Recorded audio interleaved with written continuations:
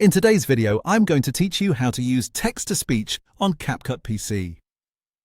If you need to add a clean voiceover narration to your video, but you do not want to use a microphone or record your own voice, CapCut makes the process very simple.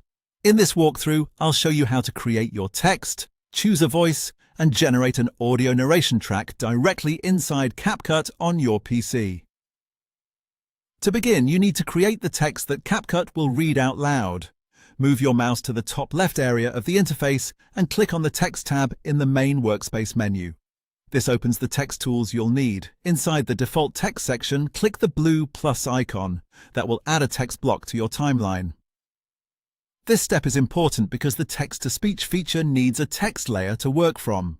Once the text block is added, move over to the top right Properties panel. You'll see the main text input box there. Click inside that field and type the line you want CapCut to read aloud. This can be a short sentence, a narration line, or part of a longer script. Make sure to read through what you type so it sounds natural when spoken. Even small punctuation changes can affect how the voice sounds, so it helps to keep your wording clear and easy to follow. After your text is ready, stay in that same top right settings panel. Along the top of that panel, you'll see different tabs. Click the one labeled Text-to-Speech. As soon as you do that, CapCut opens its built-in library of voice options. This is where you can choose the style and tone that best fits your video.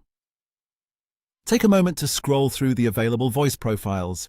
You may see different character names and speaking styles, and each one can give your video a slightly different feel.